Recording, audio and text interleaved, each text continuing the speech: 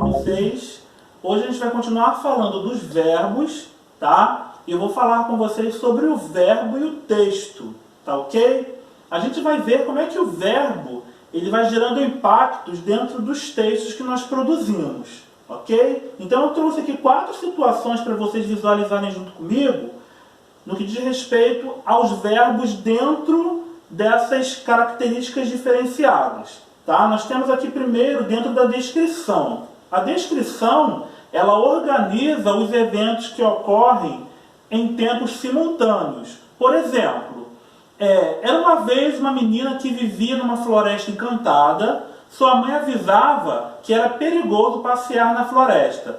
A gente percebe que os verbos vivia e avisava estão no pretérito imperfeito, tá? Então a gente percebe que houve, então, dentro dos verbos vivia e avisava, uma simultaneidade dentro dessa oração, tá? E já na narração, a gente organiza os eventos em tempos distintos, tá? Por exemplo, Chapeuzinho Vermelho foi levar doces para sua avó, mas optou por pegar um atalho, ignorando o que sua mãe lhe tinha dito. A gente tem 3 verbos principais nessa estrutura. Foi, optou e tinha dito, que é uma locução verbal, né? Foi é pretérito perfeito.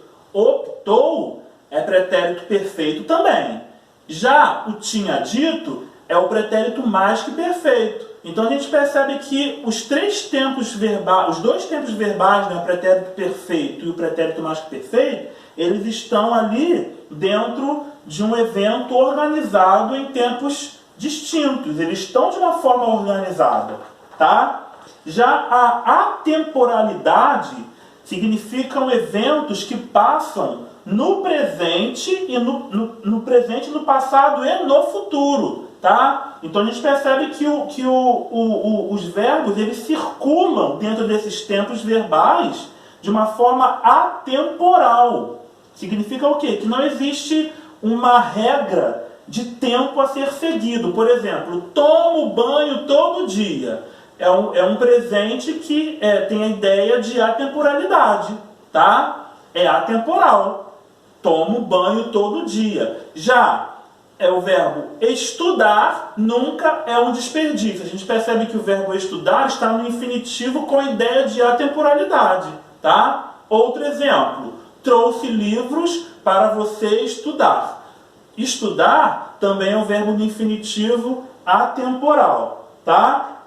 E existe o último aqui, que é hipótese. Hipótese são eventos que não são fatos, mas possibilidades. Aquele tempo que trabalha, aquele modo verbal que trabalha com a hipótese é o modo subjuntivo. Então a gente vai fazer o uso dos verbos aqui no modo subjuntivo. Por exemplo, que você perceba seus erros. Ainda que percebesse seus erros, seria tarde demais.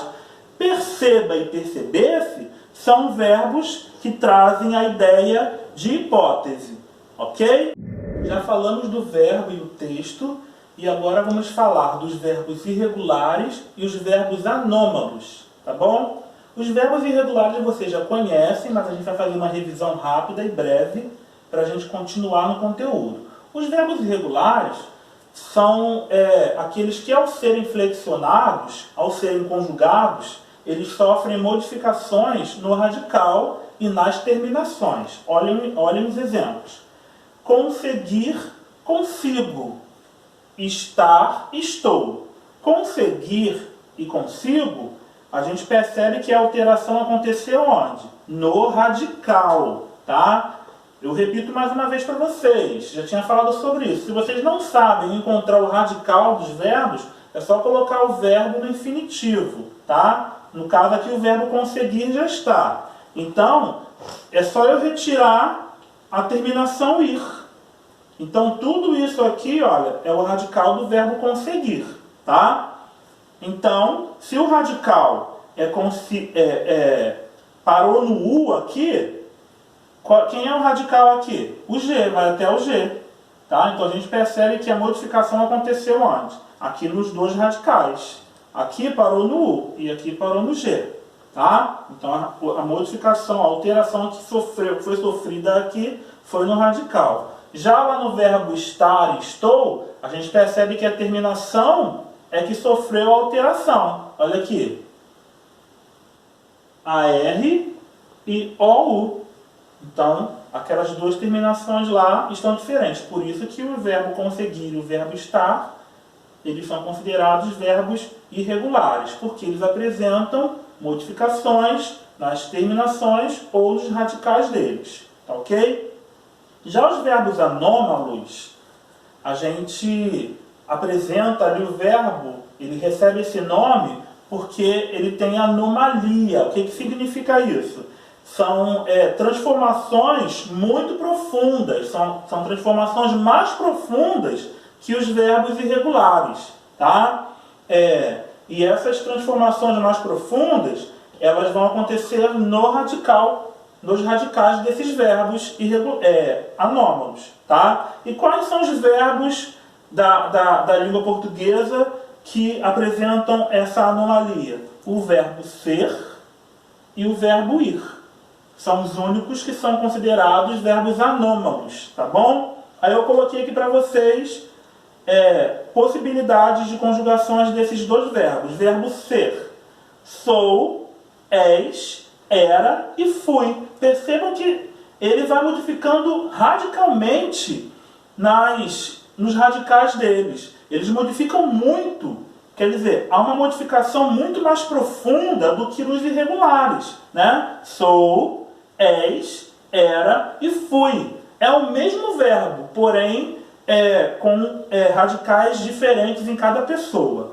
Olha aqui, o verbo ir agora. Vou, fui e irei. Então a gente percebe também essa mudança muito grande, muito profunda nesse verbo ir aqui. Tá? Então, gente, esse aí é o conteúdo que está no módulo 7 da apostila de vocês. Tá? Eu aconselho que vocês deem uma lida nela.